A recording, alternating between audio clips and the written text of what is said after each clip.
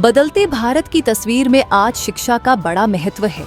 दिल्ली में भाजपा की सरकार बनने के बाद सनातन धर्म और भारतीय संस्कृति की विभिन्न परंपराओं पर भी विशेष जोर दिया जा रहा है। शायद इसी का परिणाम रहा कि अब दिल्ली में संस्कृत भाषा पर भी विशेष जोर दिया जा रहा है।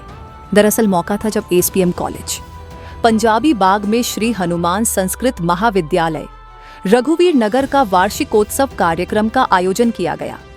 इस कार्यक्रम में अनेकता में एकता वाली भारतीय संस्कृति की झलक भी साफ तौर पर देखने को मिला।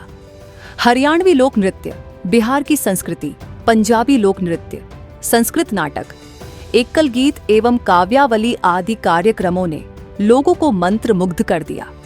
प्रतिवर्ष की भांति इस वर्ष भी विद्यालय द्वारा पावन पर्व प्रबोधिनी नामक पत्रिका का लोकार्पण किया गया।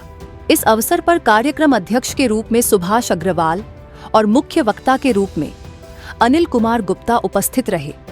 इसके साथ ही नवनिर्वाचित विधायक करनैल सिंह और अजय महावर भी इस कार्यक्रम में उपस्थित हुए।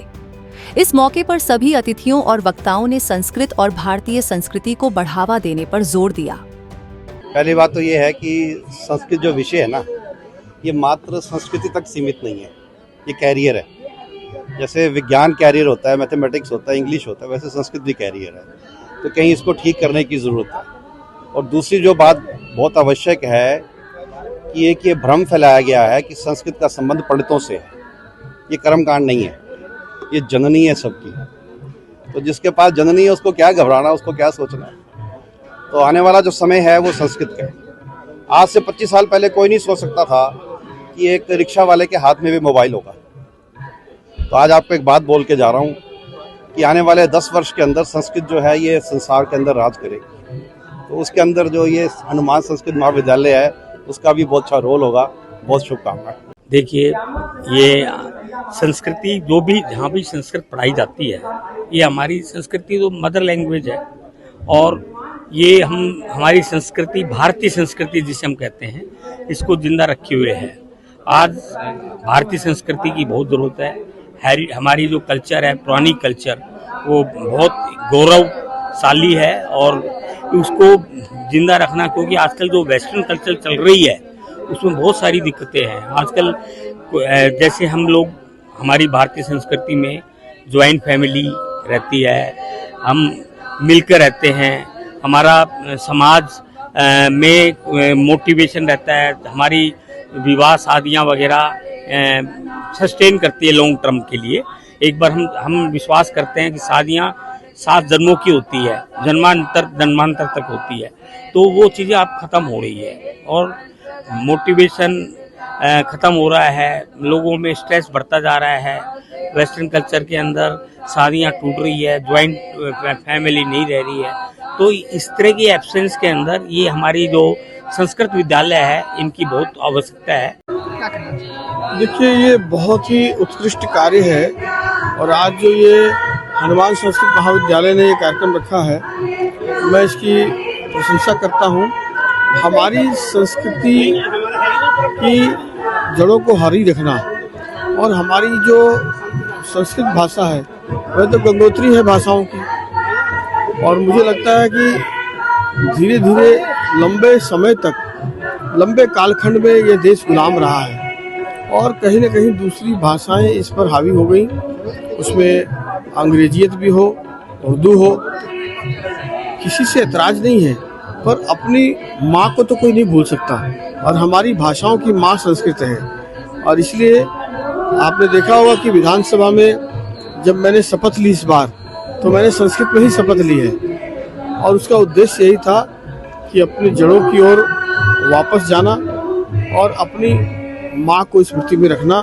जो मेरी भाषाओं की माँ है वो संस्कृत है और इसलिए इस उत्कृष्ट कार्य के लिए मैं आज हनुमान संस्कृत महाविद्यालय की इस कार्यक्रम की बहुत बहुत प्रशंसा करता हूँ, साधुवाद देता हूँ। आपको जय श्री राम, आपके दर्शकों को जय श्री राम। संस्कृत से पूरे विश्व की उत्पत्ति हुई है, ये कहूँ तो इसमें कोई वो बड़ी बात नहीं है। आज जितनी भी टेक्नोलॉजी है, कंप्यूटर है और जो कैमरा आप चला रहे हैं, इसका प्रोग्राम भी संस्कृत से बना।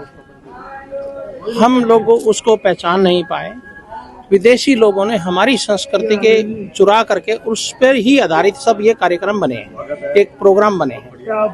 अब हम सनातनियों को ये समझना होगा कि सारे वेदों की सभी रचनाओं का अगर कहीं कोई निवारण है तो वो संस्कृत है। और इस तरह के काम होते होते जिस तरह से अब बदलाव का समय आ चुका है, सनातनियों में जो बदलाव होना चाहिए बदलाव का समय आ चुका है, और कोई भी बदलाव बिना संस्कृति के बिना संस्कृत भाषा के बिना अधूरा है। मैं बहुत साधुवाद देता हूं उनको, उनका अभिनंदन करता हूं। और अब दिल्ली के अंदर भी सनातन की सरकार बनी है, और मैं स्वयं, हमारा संघ का एक प्रकल्प है संस्कृत भारती, उसका अखिल भारतीय कार्यकर्ता हूं, और हम दिल्ली में कोशिश करेंगे कि उस भाषा का पूर्ण रूप से उच्चारण हो, प्रचार हो, और अपने बच्चों को सब लोग गुरुकुल के माध्यम से उनमें शिक्षा दीक्षा प्राप्त करें, और धीरे धीरे बहुत बड़ा बदलाव होने वाला है।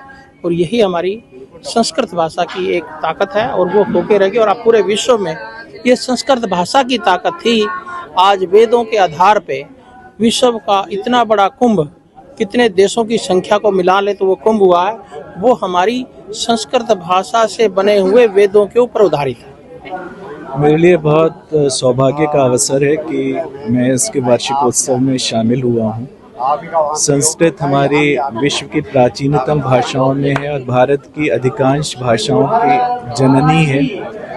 और संस्कृत के लिए बच्चों को जिस प्रकार से प्रेरित कर रहे हैं, गुरुकुल शिक्षा पद्धति से उनको शिक्षा दे रहे हैं, उनके मनोबल को बढ़ाने के लिए और साथ साथ अपनी संस्कृति में गर्व की अनुभूति के लिए यह आवश्यक है कि समाज के हर तबके के लोग जो कि समर्थ हैं और भारतीय संस्कृति से अनुप्राणित हैं, इस तरह के कार्यक्रमों में भाग लें। इसमें भाग लेने से न केवल स्वयं एक संतुष्टि मिलती है, बल्कि जो बच्चे यहाँ शिक्षार्जन कर रहे हैं उनको भी भविष्य के लिए एक दिशा मिलती है। देखिए, हनुमान संस्कृत महाविद्यालय पिछले 47 वर्षों से इस कार्यक्रम को कर रहा है। ये विद्यालय गुरुकुल परंपरा को आगे बढ़ाता है। गुरुकुल परंपरा बोले तो विद्यार्थी वहीं रहते हैं। आपने नहीं देखा होगा, या तो कोई स्कूल होता है और या कोई कॉलेज होता है, ये दोनों का मिक्सचर है। यानी छठी क्लास से शुरू होके और बीए तक, यानी शास्त्री जिसको बोलते हैं संस्कृत में, बीए पर्यंत तक ये शिक्षा देता है, यानी स्कूल प्लस कॉलेज।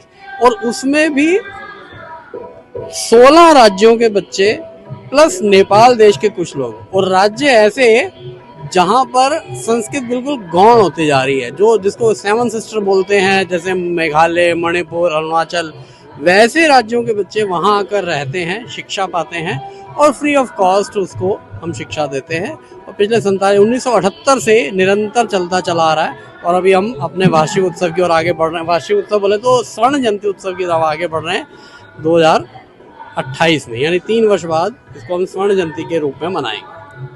हमसे जुड़े रहने के लिए हमारे YouTube चैनल को सब्सक्राइब करें और नई वीडियो की नोटिफिकेशन के लिए बेल आइकॉन को दबाएं।